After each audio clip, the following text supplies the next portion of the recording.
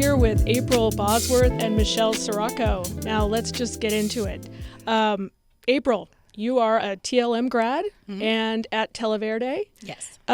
Give us a little bit of your story, sort of starting with TLM. I think you were also a teaching assistant, and sort of how you got into the last mile, what your experience was there, and then also how you ended up connected with Televerde. Well, what's funny is when I signed up for the last mile, we had started with just a flyer on my caseworker's door saying there's a coding program. I thought it was medical billing and coding when I signed up. We found out that it wasn't because they didn't really know much at the time either.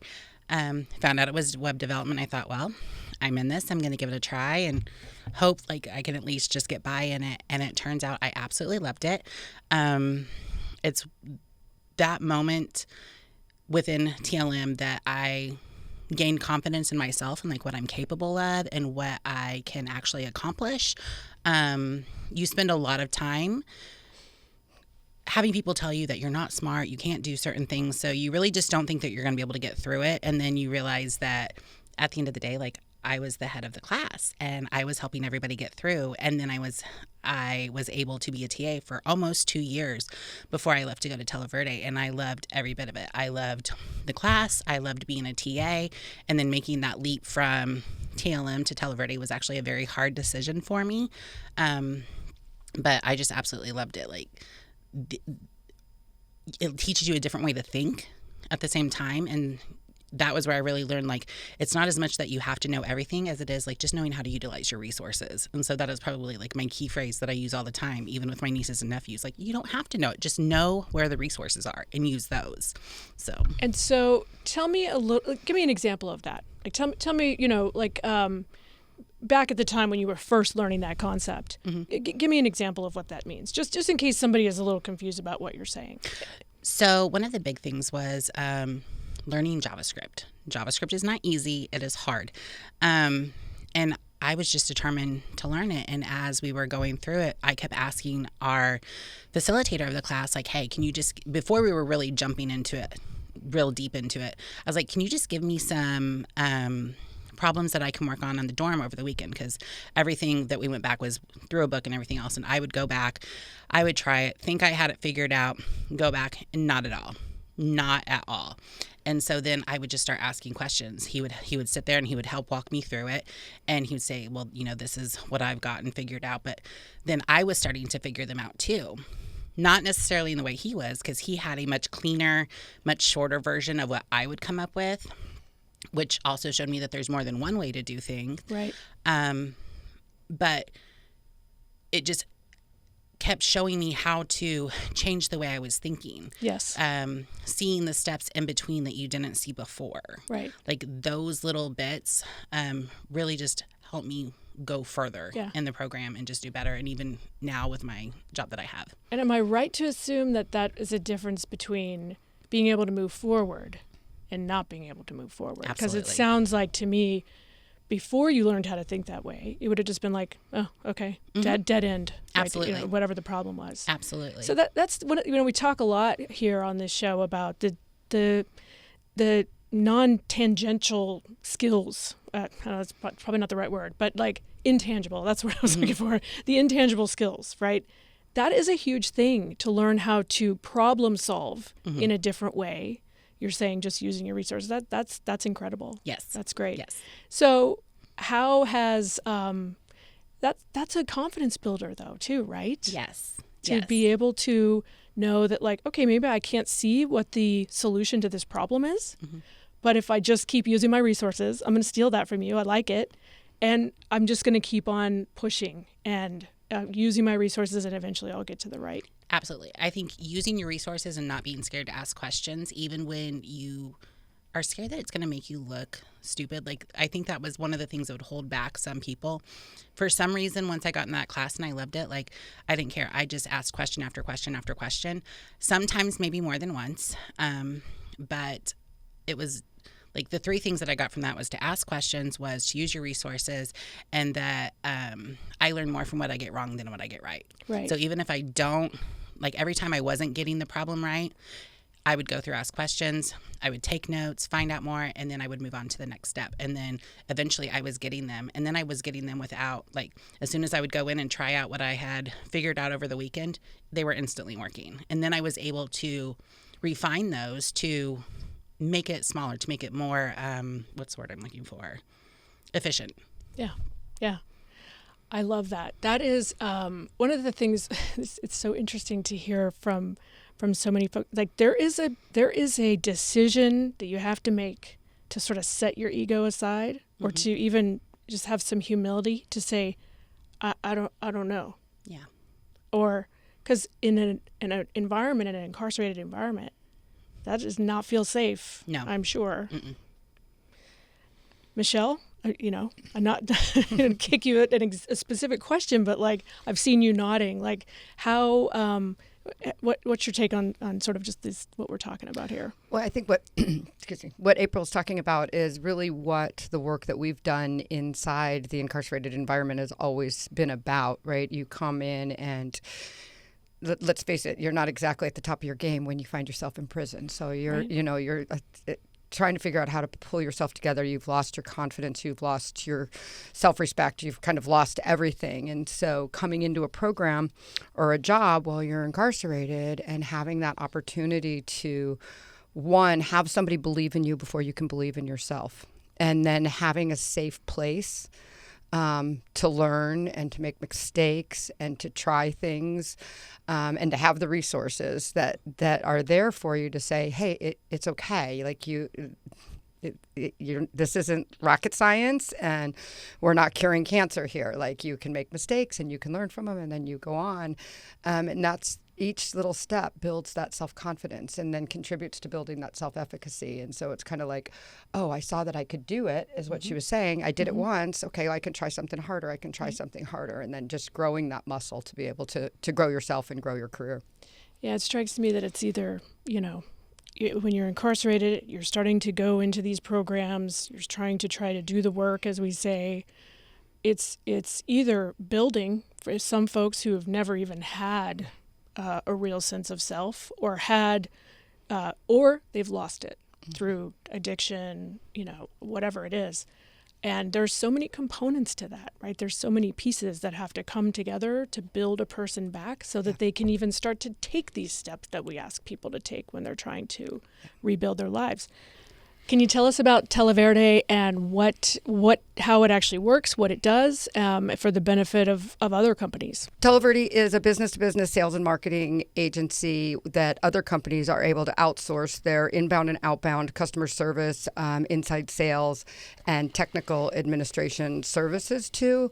And the unique thing about Televerde is it is a 30-year-old company that was founded based on the idea of providing incarcerated women with jobs and training and education while they were in prison, and giving them the opportunity to learn the skills, utilize the skills, real time, earn money, and then transition back into the community with a skill set and an opportunity either to work for the company or to work for their clients, or at the very least to take that amazing skill set back out into the industry and land meaningful and rewarding careers. And so other companies can get involved in this by, like I said, outsourcing their sales and marketing and customer service work to the organization. And some of the biggest technology companies in the world have been doing this for years. For example, SAP has been a customer for almost 15 years and has employed hundreds of women while they were incarcerated, provided opportunities for them post-release to continue that career. And well over 75 of them have gone on to build careers at SAP in sales, marketing, and IT, making well over six-figure salaries. So it creates a great opportunity for the company to have the skills and the support that they need while building a talent pipeline for the future. And then what we did because of the success of Televerde, we started the Televerde Foundation. And the intent behind it was, could we replicate that experience that the women of Televerde had while they were incarcerated, for more people? And so with that idea in mind, we developed a 6-month full-time training and development, both personal and professional skills, to give the women the opportunity to learn that same skill set: sales, customer service, technical support, professional admin, project management. And then we provide them with all of the same wraparound supports and services so that they're able to come back into the community, get the jobs with the companies, and then build long-term meaningful careers. It's actually been an incredible experience. We started the foundation 5 years ago. We just next week we'll have our 1,000th. Is that how you say that? Yeah, 1,000th. 1,000th graduate. We've had about 750 women come back into the community, which includes the graduates from the program as well as the women from Televerde. And they're doing phenomenal with the support of the companies that are willing to hire them. We have a 95% employment rate and a less than 2% recidivism rate. God, that's incredible. Yeah. And those are, for anybody who would ever complain about any of this stuff, like those are the numbers you got to hear, right? Yeah. Like, why in the world would taxpayers want to, when you can reduce recidivism, that's it, especially to that extent. That's incredible. And it's both sides, right? It builds up the human capital and helps the individual people have better lives. And, when we think so much about the ripple effect because of the children. So totally. Because it's women that we work with, and 60% of women who are incarcerated have children under the age of 18.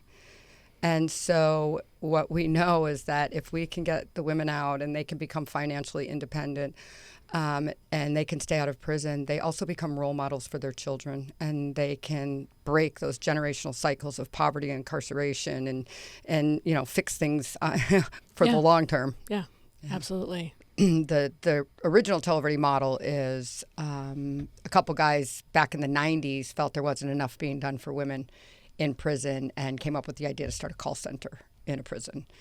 And after 6 months, they'd lost all of their money and they had no customers. And they met a gentleman who had a background in technology, a former IBM sales executive who'd built and sold a couple computer businesses in the early 90s. And he he went to the prison and he met the women and he saw the potential.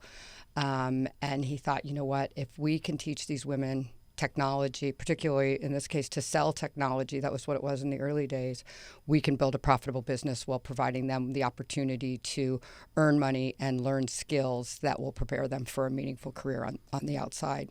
So after 25 years of incredible success in doing that, over 3,000, almost 4,000 women had had worked for Televerde while they were incarcerated and transitioned back into the community. We kind of got the evidence and the data about the impact that it was having and learned that, the women were reporting 94% employment 5 full years after incarceration, earning salaries 4 times the national average for a formerly incarcerated woman, working at companies like Microsoft, Adobe, Dell, going on SAP, working for the big companies that had been the customers of Televerde for all those years. We came up with the idea that there was more we could do for the incarcerated women in our country. And so that's what led to the Televerde Foundation, where we actually have workforce development centers in the women's prisons where we're training the women to be customer service, IT tech, inside sales, professional admin, and a variety of other things with all kind of the same methodology and mentality and approach to working in that environment that came from the early days has been translated through to what we do today. Yeah, that's incredible.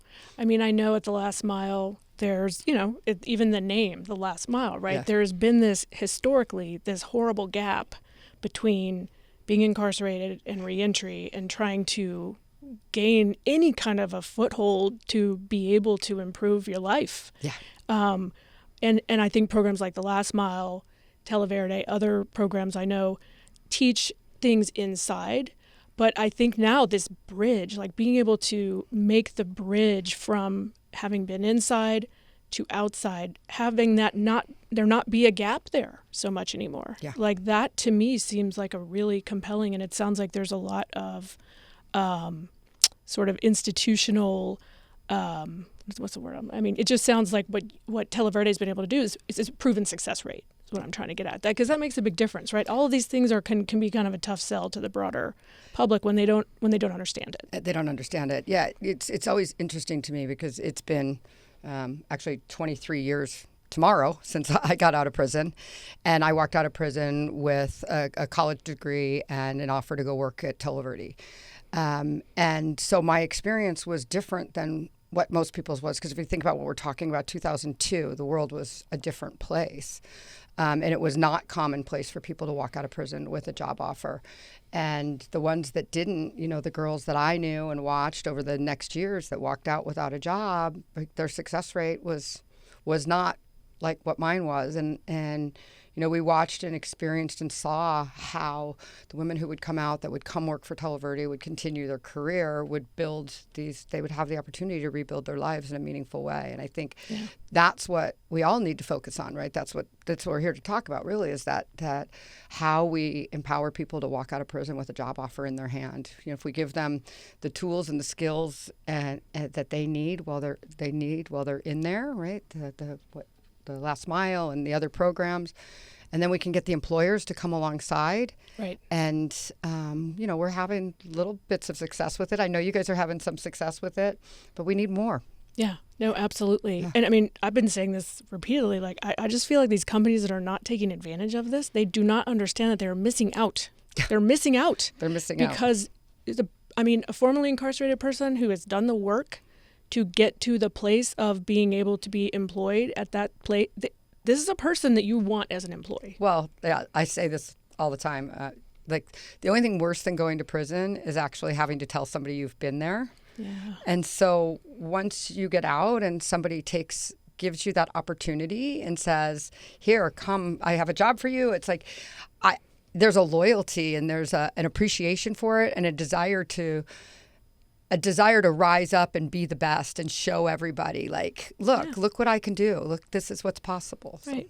So, yeah. And when we first sat down, you all were talking about how you'd had a conversation about imposter syndrome. Like, I don't know a single person listening to this, frankly. I don't care whether they're inside right now, they're outside right now. Like, we've all experienced that.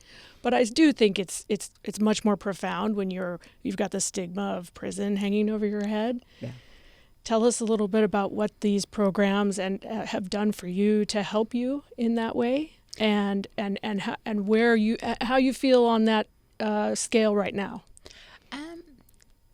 Sometimes I think I still struggle with imposter syndrome because you look at yourself and you think, oh, I had done time, there are people who are probably way more skilled at this than I am, but having somebody who's willing to take a chance on you and help you grow and help you learn along the way, give you just as many resources to grow in your profession makes a huge difference. And so I was lucky enough to be doing my job while I was inside too. I was already considered a corporate employee when I was inside. So when I was inside, I really, really struggled with imposter syndrome, though, when I got my position as a website specialist at Televerde, because you still sit there and think, well, I'm sitting here in prison. I don't really deserve this. There's a part of like, you don't feel like that is what you deserve to be doing, regardless of whether you're paying for your crime or whatever it is. You still just feel like you don't deserve, like, this isn't right. There's somebody better who could do this. But I actually, Televerde is great about encouraging the women and even the men that work there, just that they can do more, that they can do better. They've hired on incarcerated men, but not incarcerated men, but who had been incarcerated before, and they are thriving. So it's not necessarily just about the women, but they're so good about pushing you to do better, and that you belong, you have that seat at the table and you belong to be there, that you fought for. And I think it's because they see what you're capable of and where you can go. And that is one of the things that people miss out on when they look at somebody who's been incarcerated and is looking for a job, that they're going to fight harder to have that job, to keep that job, because they know that they have to. There are plenty of people that haven't been incarcerated and who have jobs who they take them for granted. Right. They're not willing to put in the work and the effort, but the moment that they see that you are a felon or you've been incarcerated, they just completely put you aside. But those are some of the best people to work with. Right. So. Right.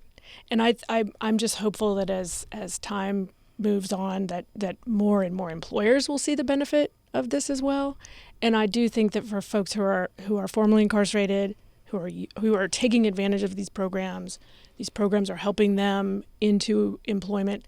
I mean, my thinking on it is that in a lot of ways you may, and you've 23 years, I think you said, I mean, in some ways you may end up looking back and decide that, the things that we were most ashamed of, right, can be the things that can turn into our biggest strength over time. So absolutely. Yeah. April, you've said that these programs gave you financial confidence and financial independence. You want to tell us a little bit about that? Absolutely. When you're inside, you either don't have anybody take care of you and you're considered indigent, or you're lucky enough, like I was, where my mom would help me. But she shouldn't have had to. And I never asked her, and she was an absolute blessing too. And so that was the big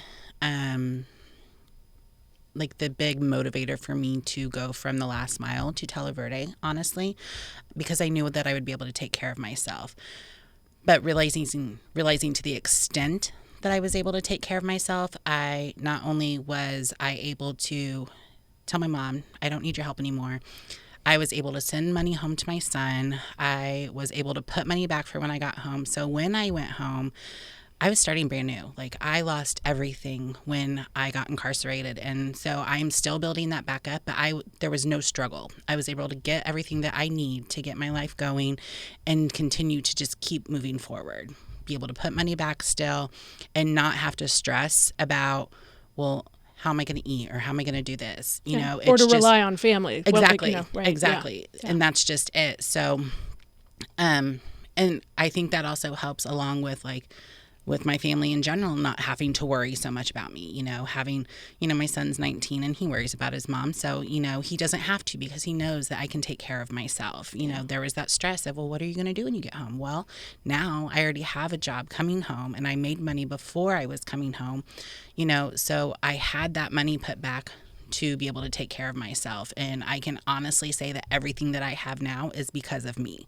because I have earned the money and I have bought it for myself. Like, I absolutely am 100% dependent on myself. Yeah. I mean, I can only imagine the difference between going home, having not gone through any of these programs. You get out, you go home, you're going to have to be on somebody's couch probably somewhere. Like, that's just a completely different level of esteem. Right. Than what you were able to come out with. And Absolutely. That's what I think, that's a big part of what these programs provide, is there's certainly the skill set and the things that are going to help propel you forward, but also just that internal understanding of who you are as a person. Yeah. So. Well, and that's just it. The skill sets, yes, you're able to save money, but then it keeps you to be able to continue to make money as you go home, to continue to grow, and not just, not that there's anything wrong with somebody working at McDonald's, but, it's hard to move up from that. But if you have these skills that you can continue to grow on, then you can continue to advance your life, essentially. Right. It puts you on a different path. It puts you on a different trajectory. Yes. Yeah. Any last words, either one of you? We've got, this show goes out to a bunch of different facilities around the country. So a lot of incarcerated folks hear this show.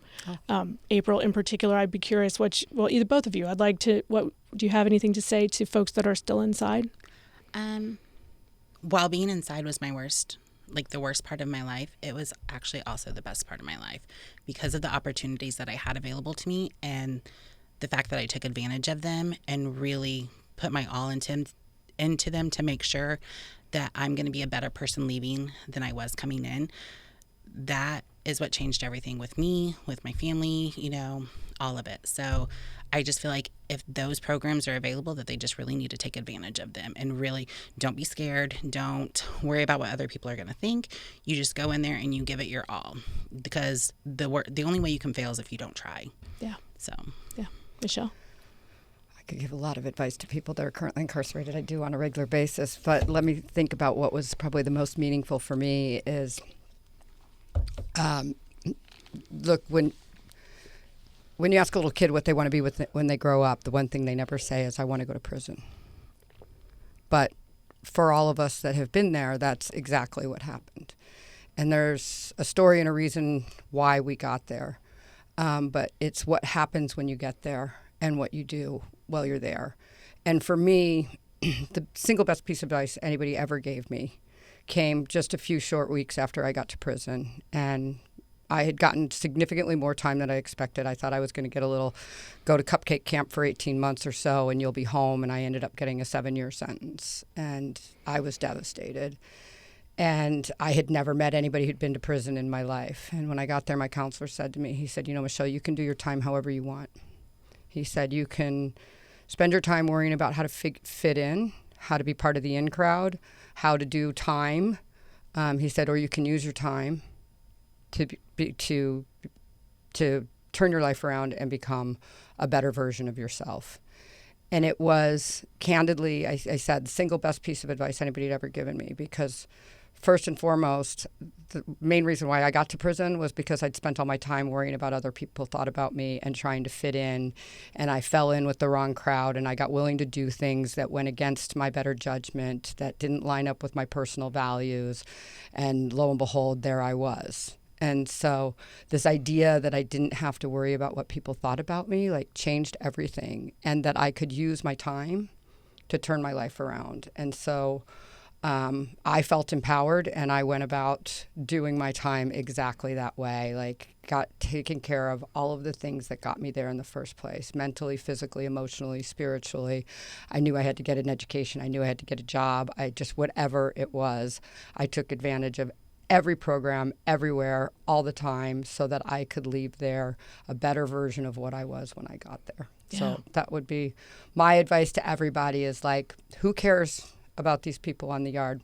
This is your time. It is all about you. This is probably the first and maybe the only time in your life where you will be able to focus 100% of your energy on how you become the best version of yourself. Oh, that's great. That's amazing. And I think what's so profound about that is that it's empowering, right? And these kind of programs, Televerde, The Last Mile, other social enterprise programs, are meant to be empowering to folks that are inside.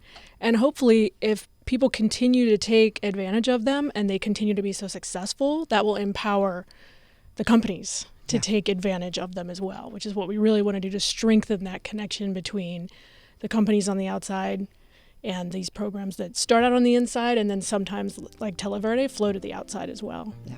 Well, thanks so much for both of you for joining me. Thank you. Yeah. Thank you very much for having us. Yeah. Great.